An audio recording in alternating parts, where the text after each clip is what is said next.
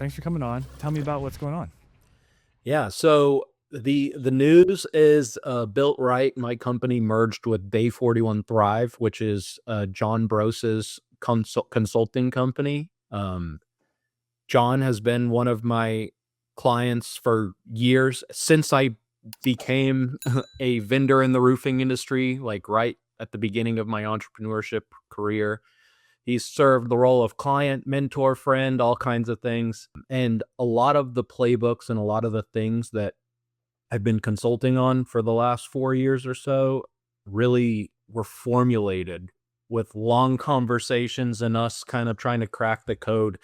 I would actually compare it maybe to how you and AJ got started with ProLine, probably in some ways, of like, okay, there's a problem. The problem isn't the marketing. The problem isn't all the stuff everyone else wants to label it. So let's like put our heads together and try to work through this. And one, it just created a great relationship. And two, he is a master executor. So we put playbooks together and like he'd already be like, this worked, this didn't work within days. And that was such an awesome feedback loop to get. And it kind of created just what I've been consulting on. And a lot of that stuff is like stuff from conversations and things that we put together. And then also he refined it further over his time. And as he did that, he had some unique spins on it that I wasn't necessarily fully aware of, or that I never thought could be implemented, that he figured out a way to implement. And now we're just joining forces and bringing things together. So I'm excited. It's been a lot of fun. His team's true A players, like across the board, which is really exciting. I was going on the website and seeing, I told you before I hit record, just to test their team, how fast they were at putting you on the meet the team page. You're there with the whole team.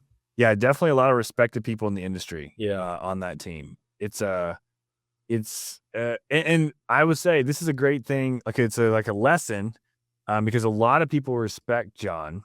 I do, and I don't even know him, which is crazy because I only hear good things about him. Yeah. So I guess explain what Thrive 41 or Day 41 Thrive does, and like specifically, like what does it mean, like leadership for life beyond the storm? What does that mean? Like what are you doing? And who are you serving too? Absolutely. So we're serving the owner operators, really, the roofing companies that are pre-private equity conversation or that have no interest in going that route. John's background and history, he grew his roofing business from around 3 million when we met to 17 million. He sold to private equity, and he spent a lot of time thinking, what if I hadn't? And what could I have done to not do that? Was this payday worth it? And I think that he's happy for how things turned out, but he also realized that the grass isn't always greener on the other side. And so he spent a lot of time really working with business owners, business leaders around how they can structure their business and really grow it in a way that serves them and that allows everyone to continue elevating and getting more out of the business. And also, in addition to that, he does have like the consulting arm that's been active. So that's been something where it's like very enterprise clients. They're anywhere from like 5,000 to like up to 15,000 a month. And I think there's even higher tiers than that, but just very narrow. And he brought me on to kind of build a larger implementation and like more of a, not necessarily a community as like the primary focus, but more of a like broad brushstroke group of people that we can work with so that we can just make more of an impact and get things out there. And part of it is because people were asking him, hey, can you train me on this? Hey, do you have a community? Do you have a group coaching? Do you have coaching around this? And his answer was no, unless you want to unless you want to go for this like full enterprise like immersion style consulting, then no, we don't have something like that. And that's something that for like about a year now, him and I have been discussing how to do a joint venture, how to like do a co-branded offer, or how to have me as like an implementation coach while still running Built Right. And the more and more we talked, we kept on coming to the same conclusion, at times quietly in our heads before we actually just said it out loud. Should we just join forces? Should we just do this together? Yeah. And That makes sense. once we really like officially had that conversation, the potential of that type of partnership got really exciting, and we started realizing how big of an impact we could create. And I personally started realizing like a lot of the struggles I had in my business were things he already had figured out. A lot of the struggles in his business were things I already had figured out. And it's already like it's been a little over a month that we've like officially been tied at the hip, and it really has been like fitting together like a glove. Like I didn't miss a beat really, and they didn't either, and we just both have immediately been accelerators on all sides of the business, which is just a lot of fun. That's awesome. The thing going back to what you said about John and selling, it's MHI, right? He was with MHI and they grew to 17. So MHI is pretty well known, grew, they sold. I think a lot of people listening and watching, they need to think about this. Like that's a very successful And they had roofing business. I can't tell you the exact number. I know you can't, but what I heard in the live, 20% EBITDA. It was higher than that presentation said, and they had a 2-figure multiple on EBITDA. Yeah. So here we go. So you need to know this. Like I'll just break it down. I don't know the numbers myself, but if you are thinking about selling or you're seeing a plan moving forward, this was an extremely efficient, very, very profitable business. Yeah. And probably the top 5% from a profitability perspective of roofing companies. Maybe top 1%, honestly. So let's call it 15% EBITDA, which almost no roofing companies actually hit. They say they do, and they don't. If you really break it down with a forensic accountant, you're like, no. And EBITDA, just for those who don't fully know, the easiest way to describe it without it actually being true would be like, what's left over after all expenses, everything. But it's a little further than net profit. So it includes taxes, it includes owner's earnings and distributions. It's really like what is left over, what's in the bank. That's right. And 15% of 17 million, I won't even do the math now, and that's not even the real number, but 15% of $17 million company, and then having a 10 plus X or more actual multiple is basically unheard of. Yeah. Because it's among the highest. The most I've ever heard in roofing was 15x, and they didn't hit that, but that's the most I ever heard, and that's one company. Yep. So just know this. It's not going to be like this massive payday. And you said something that I think people need to hear is that, and I'm not going to speak for John, but like it does make sense to me when I hear other contractors who get offers from private equity. They do the whole process and they're like, we're going to give you this amount of money. And it can be tempting. It's like, okay, well, this is not, again, not going to be those numbers. It's not going to be, they don't have 15% EBITDA and they don't get 10x plus. And the higher EBITDA, the more multiple you can usually get. And then the other factor that goes into a high multiple, which also creates higher EBITDA, is strong processes and like strong infrastructure that's not going to just go away when the owner leaves. And I've done a bunch of podcasts with like private equity brokers, really good ones. Claudio Villas is one of them, and he always talks about like if you don't have SOPs, you don't have the processes written down, created, the business doesn't just run without you, but it doesn't just survive, it thrives without you. That's a huge part of it. Can you go on a vacation for a long time and the business grows? That's number one. Can that happen? Number two, people don't like this one. It's like, are your QuickBooks, is your accounting accurate? Like he's just. So they had, when you get into that world, like they had someone whose full-time job was managing their numbers, not collecting, not accounts receivable, managing, but getting an accurate state. Yep. And so I think it's important because we're in this world where build it to sell it.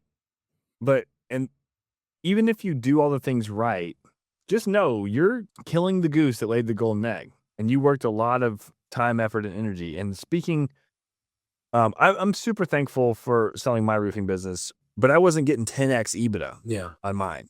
It just wasn't like it was a very small business. I didn't get no 10x. Most people do not get anywhere close to that. The average is 3 to 5x. Yep, that's right. And you just need to know. You got to know the real number for what your EBITDA actually is, and you're probably only get 3 to 5x. Yeah. And they're gonna try to like argue with your EBITDA as well. Yep. So what the final number is another thing that's like the fact that the final number was in that 15 to 20% range is crazy. Yep. And so there's that part of it, knowing your numbers, knowing your SOPs, creating a system, building a business to sell it. That's all great. But then what you do after that? Like, money is great, but you can't I live on an island and I can't sit on the beach every day. Like, I love where I live. I love my lifestyle, but we need purpose, and we need, for me, you gotta know what drives you. Do you want to help people in different ways? And so I'm excited to see the drive that John and you are going to have together moving forward with Day 41 Thrive. Like, it's going to be very cool to see the right kind of companies work with you as the industry changes and it's good for us at ProLine too, because we want to work with the same type of customers. Yeah. It's a same avatar for sure. Yep. And it's an education. Like, roofing is one of the last industries in the home service space where people still don't get it. They don't get the business side of things. And then if they even begin to get it, they don't want to do it. Yeah. I think that's a big part of it, is like, there's a lot of people yelling at them what the business really is. You and I both have been one of them. But yeah, there's a lot of resistance and there's a lot of reasons not to. And I think what I've found working like hands-on with some just smaller mom and pop companies, but then also the companies that are doing multiple 8 figures, and I've been inside of both within the last 12 months, there's very few where I'm like, that's impressive. And it's not, and I don't mean that like critically, I just mean like it's difficult and it's hard. And the more you grow, the harder it gets. And I think that is a difficult decision for some people to like continue to like really iron things out and to make sure they're not undoing what they already did, but like getting better and reinforce and reinforce and reinforce. It doesn't mean that you can't build things to where they run more effectively and easier. Like, as Claudio mentioned, the vacation test. Like, if you can go on a vacation and your business still is growing and generating revenue and increasing, then you have a little bit easier of a time. But the work that it really takes to get there, and the team building and the leadership layers and that it takes to get there, it is complicated. And a lot of the time when we're head to head and we have to face that complicated task, we default back to what we know instead of just jumping into the things that we don't know, because it takes humility when we run 100,000 a year business. It takes humility to get help. It takes even more humility when you're running a $8 million or $10 million business, and I need to go learn things that I don't know that my business doesn't have that it needs. Among some roofing contractors, I'm not sure humility is their number one trait. So some of them are great. I don't want to rather the whole industry at all, but I think that that's part of the ego just gets in the way a lot with all of us entrepreneurs. So I don't want to just say roofing, and me too. I've had to face my own ego too many times to count. Well, we overcome so many things, so many objections, so many difficult situations, and then we have some sort of success. And so then it's really hard to stay humble in that situation. Yeah. I totally get it. The one thing I want to stress the most, and I keep seeing this over and over again, it's very, very relevant to me right now. I exploded my Achilles and calf in October. So I obviously can't climb on roofs or ladders, and I couldn't drive for a long time. And I used to be an insurance agent. The statistics are you're 6 times more likely to become partially disabled than to die prematurely.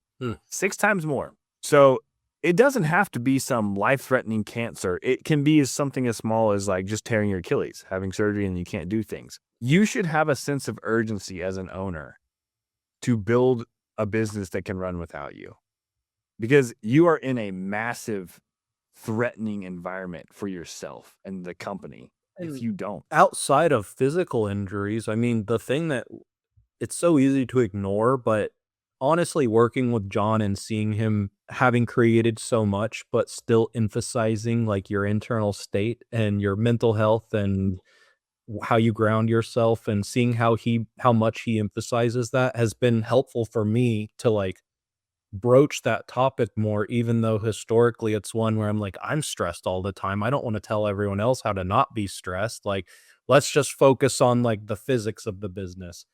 But at the end of the day, if you're a weird quantum physics nerd, you realize that your consciousness has a little bit to do with it. So, like, what I really mean, not to go on a really weird rabbit hole, is we do have to be in the right mindset and we have to be able to take care of ourselves and put our oxygen mask on. And at the end of the day, the more you're in there, the more you're in that fight or flight mode, which is pretty much the permanent state of most business owners and entrepreneurs. Even if we don't have threats, we're making them up in our head.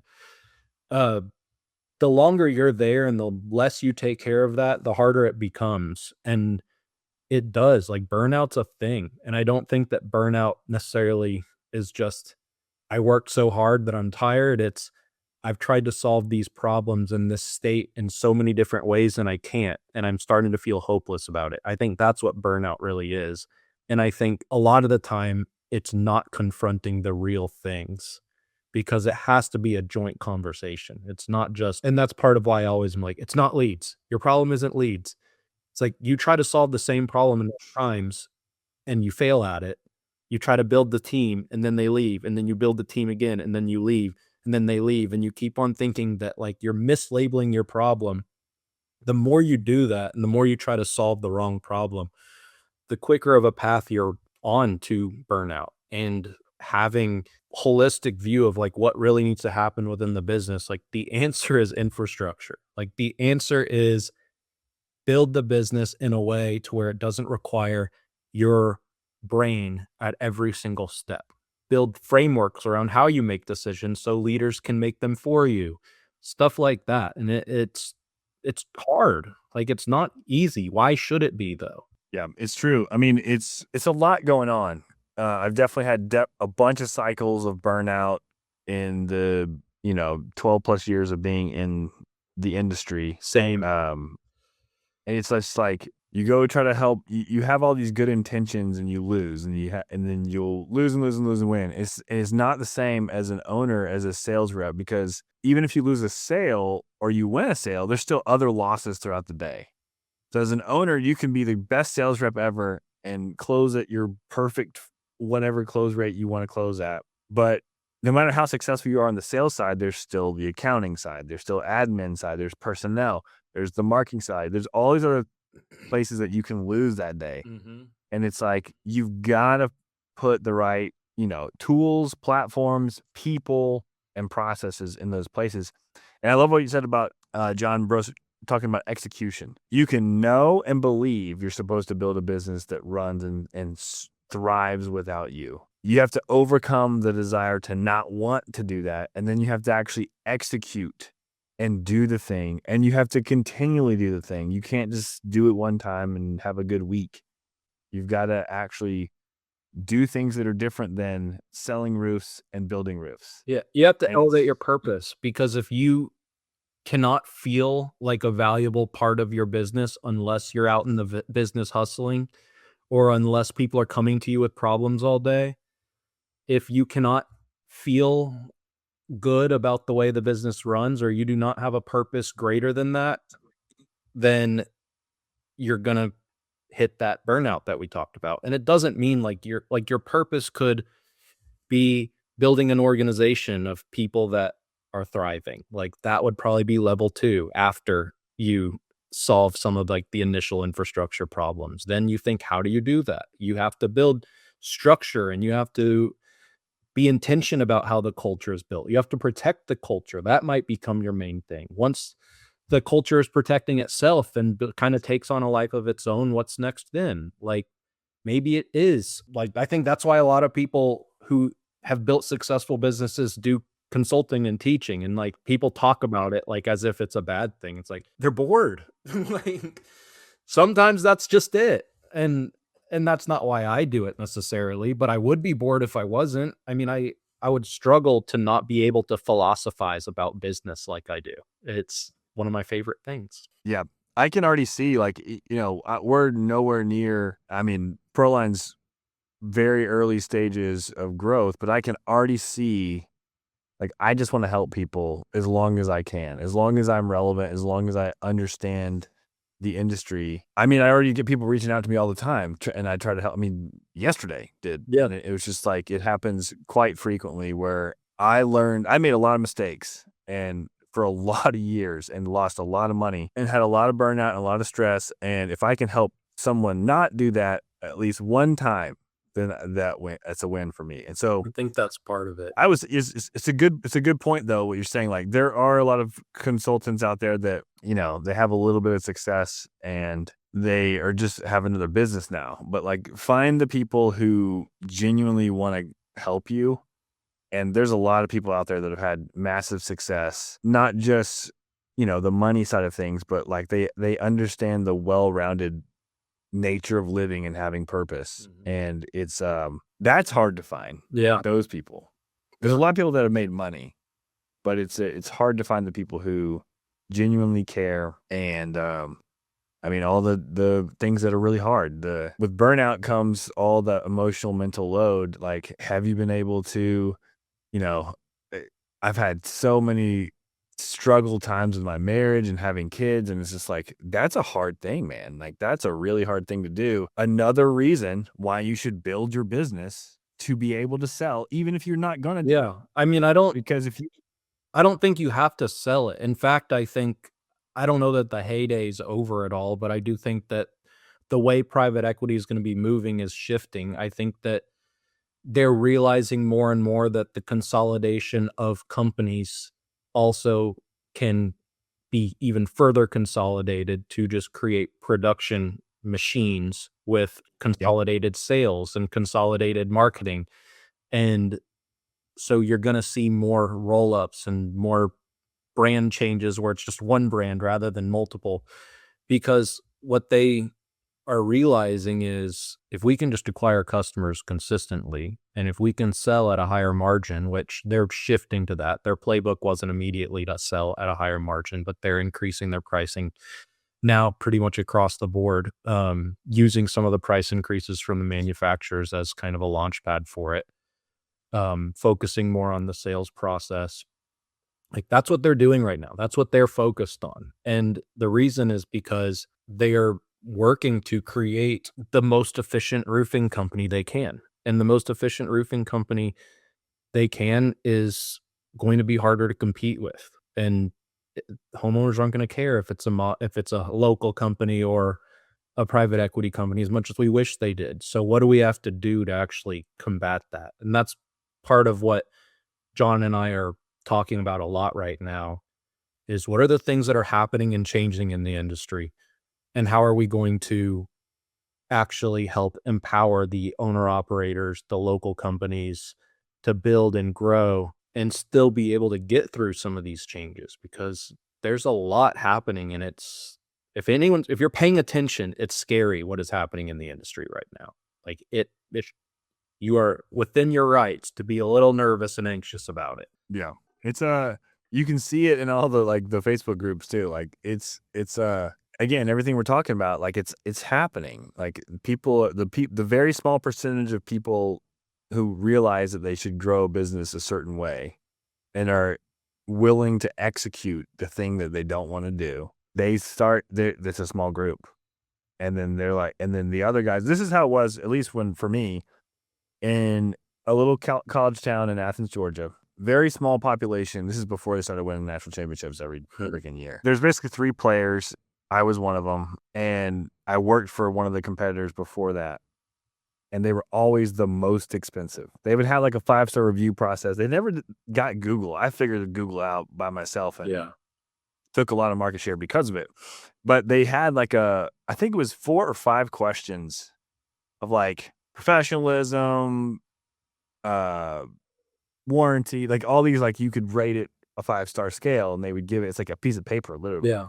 And the last one was price. And the owner, I'll never forget this. The owner was like, I want to get 5 stars on everything except price.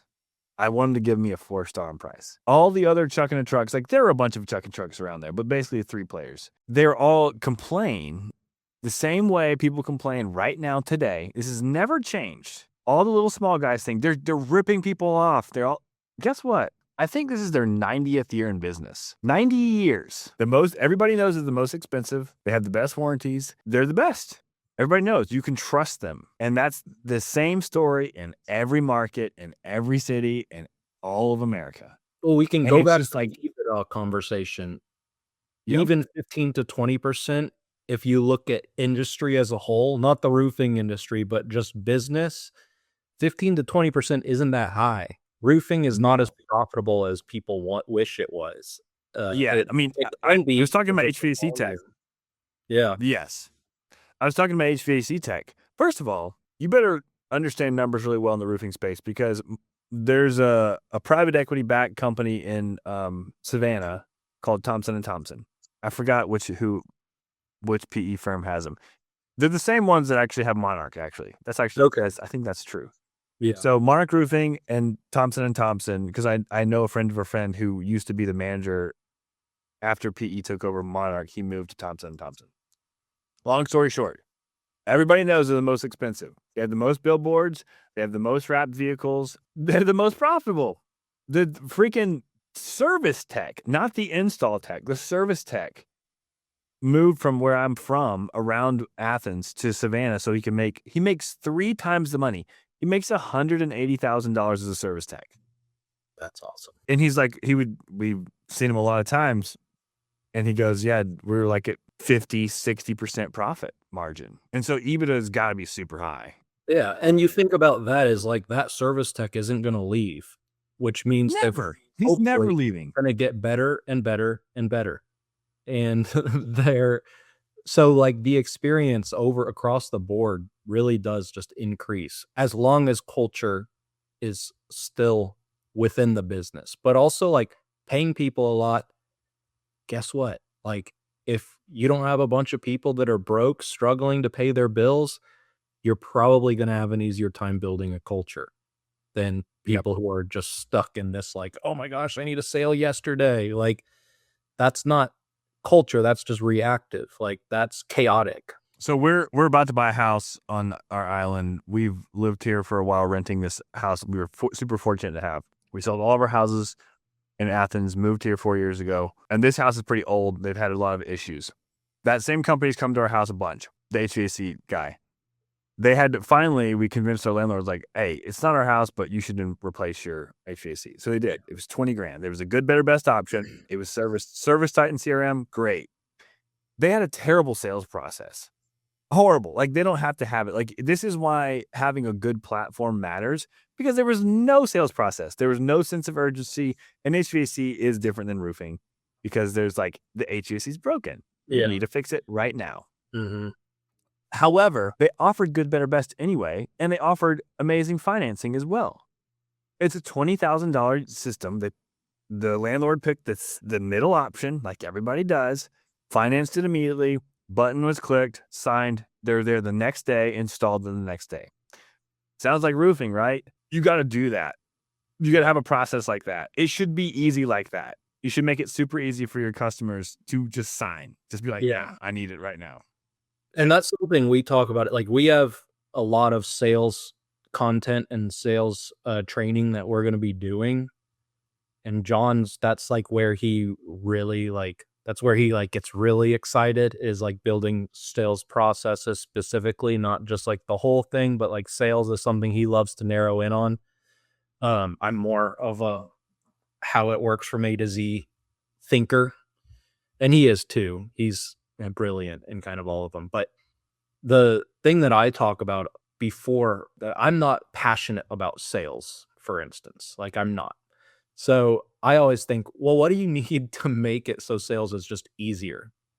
So you don't need these like people who are master objection handlers, and you can build a strong presentation. You can kind of organize the way things go. And like, guess what? That's an example of infrastructure. Same stuff that we're talking about. And that's why, like, we'll give a shameless plug to ProLine. That's why I love ProLine, because you guys have focused so much on what happens from the moment the lead comes in to the job being sold, where I feel like a lot of CRMs focus almost exclusively on what happens after the job is sold, which is of course important still. And you guys have, my roofing company that I own part of, we use ProLine. So I can speak towards it from very direct experience, in addition to a bunch of my clients that have used it. And I've referred a lot of people over to y'all. But there's no leaks in the production side of it. Like, it's a great CRM and it's a great project management software as well. But the reason that I love it so much, and my business partner on the roofing side, Brian, who was pretty resistant, like, he'd been in y'all's sales pipeline a lot of times for a long time. When I finally got him to pull the trigger, that's what he's realized. Is like, this makes sales so much easier. This is incredible. We have all these things set up. We have AI agents calling our roofal leads immediately. We have this speed the lead that's kind of just out the box packaged. And we haven't even, I mean, I want to say that we have like the most perfect ProLine setup ever, but like, we have a lot of the stuff that just kind of came with it, like the pre-packaged campaigns that we've kind of worked on and tweaked because y'all have thought of it all. Like, I haven't had to just be all creative with it. It's kind of just there. And that's an example of like why a great software is so important, but also like, it doesn't end there either. It's like, that infrastructure is going to become the norm. If you don't have that infrastructure, if you don't have processes, if you just are kind of wheeling and dealing, you're really going to have trouble surviving what's happening. Insurance is rapidly changing. I would say that it is close to becoming a completely different, I don't think it's going to be recognizable within the next 1 to 2 years compared to how retail's becoming more and more important. People are choking themselves out right now by selling retail at 15% profit margins. They don't realize that that's not profitable. Like, they don't realize that 15% gross profit does not mean, that means 1 to 0% EBITDA, probably, like, going back to that. So like, people don't see that and they're not experiencing it yet, but slowly they're going to be fragile. A bad season, a bad month, a slow winter is going to get them behind with their suppliers. They're going to get credit card debt or something, or lines of credit that start hurting them with that. And they're going to end up in a situation where they have so much that they're digging their way out of every year. If they repeat the cycle, that it's going to become harder and harder to survive, because the people that aren't playing catch up, the people that already had the processes, that already had the infrastructure, that are prioritizing a good sales process that commands the right margin, those people are going to stay around. And you don't have to be PE to be those people, but PE is doing it. PE is accelerating this. And that's, I think, what people need to know is like, whether you like PE or not, whether you want to sell or you don't, you can't ignore it. And what that means is like, why you have to think, why are they interested in roofing? Like, why do they see a bunch of people who are lifelong roofing contractors, who know roofing like so well, who have the relationships, who have the referral networks? Why are they so interested in those people? It's because they know that they can implement and install things that those people don't have dialed in and make them better and make them more stable and make them more profitable. So like, the hard truth is private equity is interested in roofing because roofing is historically unsophisticated of an industry. Yeah. And they know they can come in and they can fix that real quick with the right people, or they can find the people that are already at the 5-yard line. They give them that one last little push and a big bank account and give them some margin, some breathing room, and all of a sudden they can go buy up market share. And what that means for everyone else is you can't rely purely on like transaction volume. You need both. Like, you need to sell roofs, a lot of roofs, but you also need high profit, because otherwise, like, the moment they see a chink in your armor, like, you're done. Yeah, it is true. And I think you and I align. We've kind of figured this out over the years where I am not super passionate about sales. However, I love helping people. So I want to be good at that process of providing value. Going back to the HVAC company, the PE backed HVAC company has a terrible sales process. They should probably work on that, honestly, but they rely heavily on the platform. They provide a good, better, best. It's very clear, but there's no like objection handling. Like they just explain it's essentially like, here's how ISO ownership works. They're creating production, like they're trying to consolidate, and consolidation doesn't mean that like there's a bunch of people with a phone, or that doesn't mean like they're trying to consolidate the sales and simplify it as much as possible so that there's less places where it could go wrong. There's less human error. They're trying to make it so you don't need some career sales rep, but you could just plug anyone in, and then, which doesn't mean the person's going to magically be good at sales, by the way, like at all. That's not, that's the opposite of what it means. It means they're never going to have to get really good at sales. And then they're just trying to push production volume. But if you find people, for me personally, I think for you too, like I always like consultative sales, not high pressure sales. I don't care there's amazing like one-stop salespeople. I don't particularly want to talk to those people. Yeah. I want to feel like this person cares and they're not just caring about their commission. Now, to be fair, like HVAC techs and the installers get paid commission. The commission is much smaller though. They still make a great living. We're talking all of them make six figures. They make a good living. They were telling me all their like numbers if they do this many installs and this many service, and it's a great living. But there's no real like have to train all the time on the sales process. It's just follow our process. They've created an amazing platform to offer solutions, and then they just say, you just need to explain these three things. This is what's different about these three. And I'm sure their close rate is insanely high. Yeah. And that's what you need to understand. Like these Facebook groups, like I'm a sales rep. I do X something split. I make this. I'm an amazing sales rep. I do $2 million in revenue. Like those type of people, I'm sorry, they're still valuable now, but they're going to phase out. Because why would someone pay crazy amount of the profit to somebody who has a high skill, or just set up a system that sells it for you and pay somebody a fair wage, but they don't have to be a high pressure sales rep? And that is the direction that I see in every market. So I think that what you mentioned is like how you kind of started that string of thoughts was you like the consultative sales. The $2 million rep who is shopping commission structures usually is a bulldog. Yep. And that's okay, but they're usually not the consultative like sales rep. Honestly, the consultative sales reps that are like really good, they're not jumping around companies usually.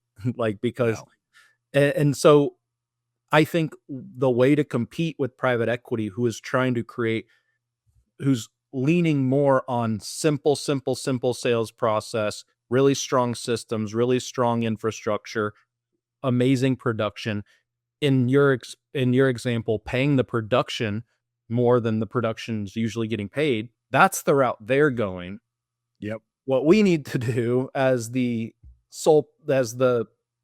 non-PE backed roofing companies is get better at the consultative sales approach, is to have all of the things that they have, the good systems, but the way that we beat them is the other company is not going to have John saying it wasn't really a good sales process. The company that could have gotten the business at the same price and maybe even a slightly higher price could have been the company that had a great sales process and really strong systems and processes and a really awesome platform that they use to enable the sales process. And that is more work. Like that's the thing that we can't ignore. It's not easy. It's going to be harder. So it's very true. Like it's different kind of hard work. Just to put it in perspective again. So we're in this house. I know exactly how much Thompson charges for this unit. We're buying a house. Shocker, they need HVACs. They're like 16-year-old HVACs. They're working great, but I know I'm going to have to buy one eventually. So I'm going to get another good, better, best. It's going to be, I think the prices are like 18, 20, and 24,000. Yeah. Okay. I know. And I've got 2 units. So there we go. 40 grand. So the thing that most consumers, thinking from a consumer now, if they have an amazing sales process and they show real value, then what is going to push me over the top to pay a significantly more? It's probably going to be closer to $45,000 for both units. Or I can get my buddy who I know who lives on the island, who's installed a bunch of other units, and he gets scratch and dent units. There's not going to be the near the warranty, but I'm probably going to spend, instead of $45,000, I'm probably going to spend $20,000.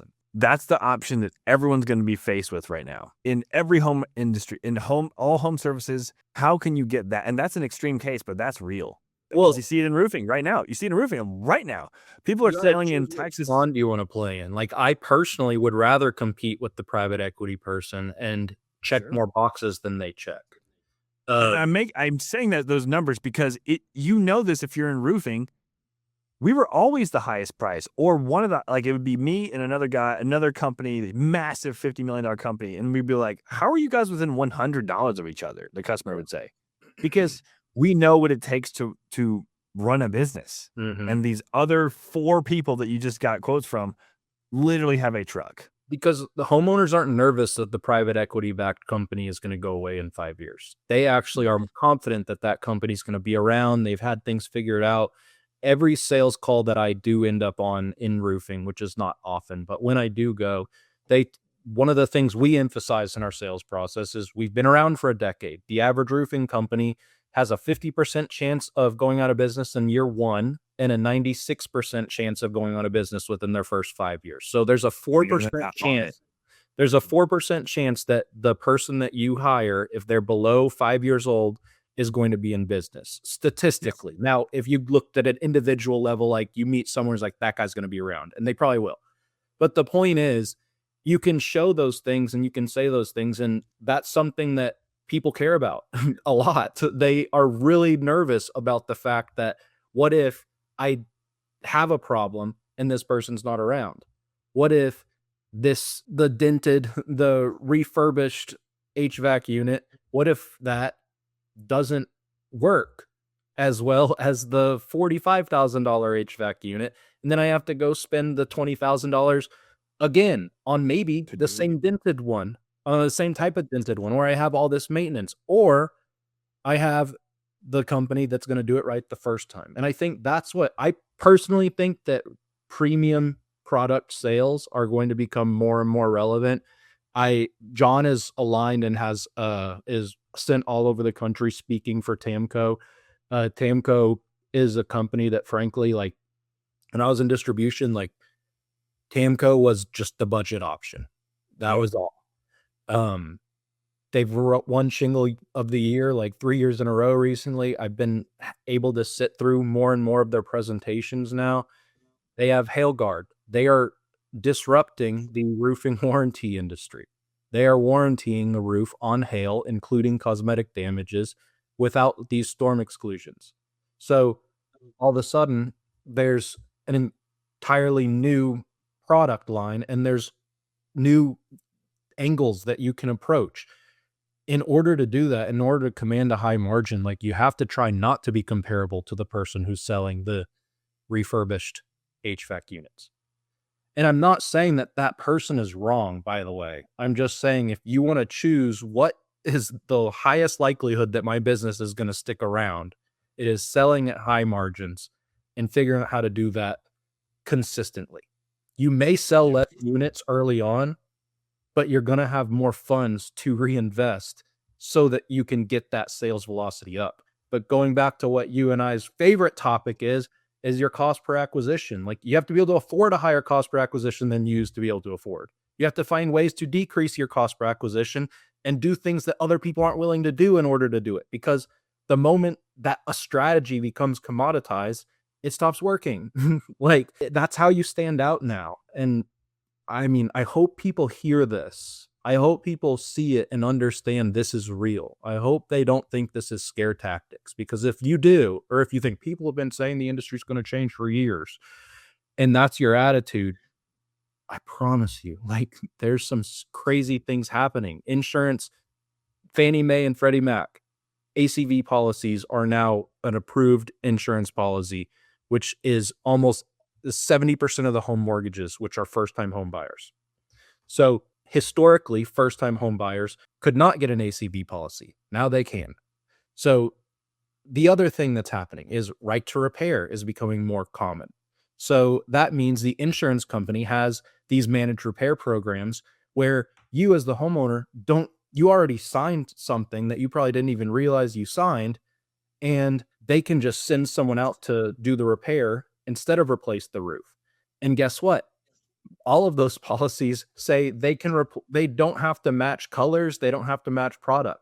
They could literally, within the legality of their contract, put a 3-tab over an architectural to patch a roof.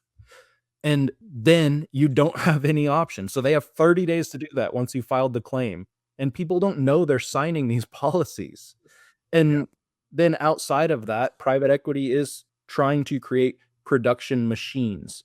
The way that they're doing that, which is the important part, is creating sales processes that don't require salesmanship. Similar to what John mentioned with this PE-backed HVAC company, because they have so many other things that they can stand on. If you want to think, like, homeowners are trying to make the least costly decision that they can. We have to show them how to think long term. We didn't talk about this. You're making me think about financing. So Service Titan specifically, and I could get this wrong, but I'm pretty sure that I'm right. They have like 0% financing for like Oblivion. 0% interest finance. Yeah, their price is higher, but you just have a monthly payment, and you're probably going to get approved too. Yeah, it's like a crazy thing. That sounds interesting. I can't confirm or deny that one though. So the reason that Service Titan specifically has this crazy deal, and I think there's either very little or no dealer fees for these PE-backed companies, is because they have rev share. They share the revenue with these companies, and so that's how they make their money. They don't make it on the dealer fees. So it's like consumer manufacturer and distribution. It's like the same game they play, where if you look at our cost is $45 a bundle, but I'm going to sell it to you for $47.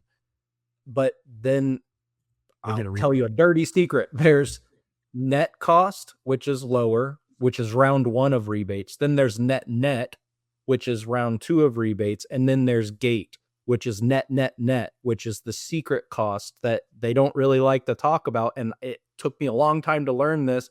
And the only reason I did learn it was because I sold a lot of truckloads, and they were willing to get dirty on them because they'd unlock volume gates.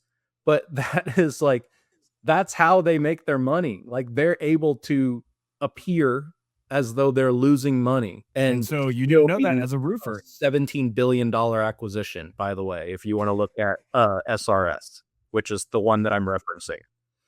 Yeah. And if you don't know that, that's actually a very important piece of information. It took me about 5 or 6 years with my ABC to figure that part out too. But you need to understand from a home service provider, you're like, I can't compete with that. I can't compete with this 0% 72 months crazy financing. I can't afford the dealer fee. Totally valid. You've got to figure out a way to price yourself with dealer fees included to become really competitive and make it super easy for the homeowner to just sign. Make your dealer fee. Okay, I finance 75% of my deals or 50% of my deals. The dealer fee is, let's say a crazy one of 10%, which exists. But so then break it down to, okay, if I could have a 5% dealer fee if I'm saying I finance 50% of my deals. So I'm going to find a way to put that into my price so that it's just there. So I don't have to figure out and scurry around when I'm trying to finance.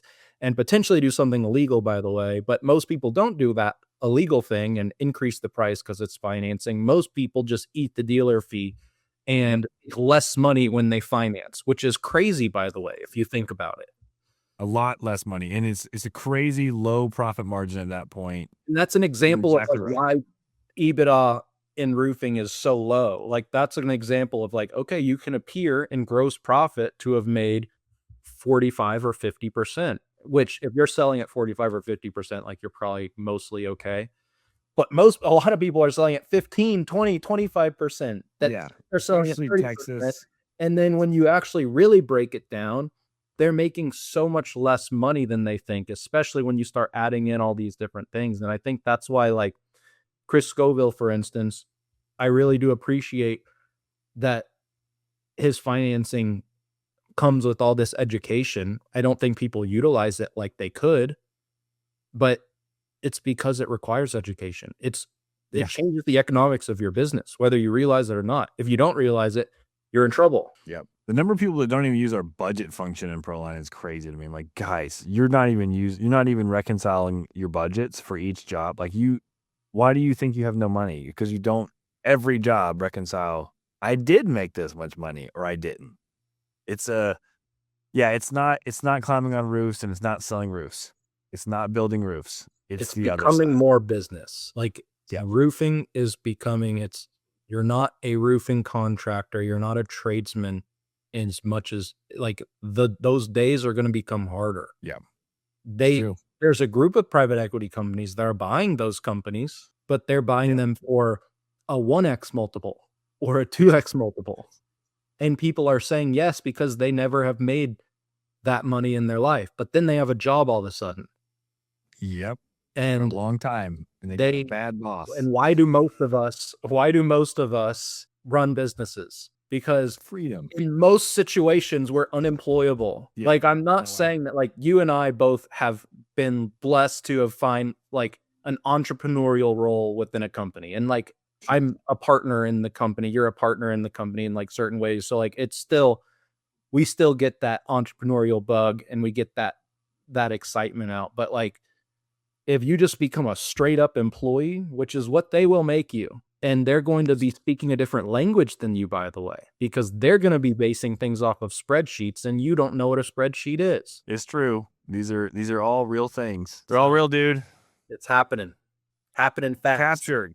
We got to capture. We got to convert. We got to create. Got to control. We got to culture, baby. My man. Yeah, dude. The 5 Yeah, C's. The 4+1 C's. Excuse me. The 4+1 C's. Yeah. That's what it is. 4+1. Can I talk a good framework real quick before we wrap up about the webinar we have coming up? Let's do it. Okay. So, guys, all of this stuff this isn't a unique to Mr. DeLaurier and I conversation. This is a conversation that John Brose and I are having over and over and over again. This is pretty much the premise with which we partnered, is to help people withstand and survive some of these rapid changes and some of these things that are happening. We are not smarter than you. We are not better than you. We have just paid attention and we've seen some patterns and we have different types of experience that have made us realize this is happening and this is happening now. And we really do have, like, our heart is with helping people compete, helping people not feel forced into one place. And some of you feel like you're forced to build your business to sell because you're not enjoying your business at all. Like, if that's where you are, like, you got to figure something out. That's probably a culture issue that probably could be solved with, like, a good culture reset and, like, getting excited and reinvigorated about things. But at the end of the day, this stuff is important. So what we're looking at and what we're focused on is, one, identifying some of the problems and trying to help educate around what is happening and what's going to change and help people kind of have a little bit of a crystal ball into what the future is going to look like in roofing. And then we are working very, very diligently on creating the best playbooks that we possibly can that you can implement and install into your business that will actually solve these things. Our goal with the way that we're structuring things and the way that we're going to have clients and bring them on is focus is the primary initiative. It is one problem at a time and helping you solve this and then move on to the next and move on to the next. Because there's problems that are real problems and then there's fighting ghosts. And we want to make sure that you're solving the real problems in your business, and we want to give you depth in how to solve those. We have a webinar coming up on June 6th at 1:41 Eastern. If you've figured out the 41 thing yet, we kind of like it, but that webinar is going to cover a lot of the things that are changing. We have 5 things that we've identified as like the main big drivers that are changing in the industry. And then we have opportunities, and we're going to talk through what to do about it. And there's going to be some exclusive things that you can get on that call if you do decide that you want to work with us on solving some of these. But the webinar is not just some big sales pitch. It is a state of roofing briefing. That is what we're calling it. It is trying to help you know what you are actually working with so that you can start making the right plans and so that you can survive. And frankly, some people are going to go to the webinar, are going to hear it and think, oh, that sounds like it's going to be tough. And then they're not going to do anything about it. And those people are probably not going to be in business in the next 3 to 5 years. And doing something about it does not mean hiring us. I'd love for you to. We will ideally make it so easy to work with us, and you're going to love it, and you're going to see that we can help speed things up and simplify, and you're not going to have to make everything up. We're going to give you kind of some proven ways of solving and kind of adjusting and pivoting. With that said, the thing I really don't want you to do is get all this information and do nothing with it, because that is the person that's at the most risk right now within the industry, is the person that doesn't react to some of these current changes and impending changes. 100%. You got to take action. 141 on June 6th. That's a Saturday. We're going to have this posted by the time you're watching this. It's before then. So plan for that. Brad, thanks for coming on. Look forward to continuing to work with you. Yes. Glad that ProLine's working out for you as well. I love that. All right, everybody. Thanks for watching. Thanks for listening.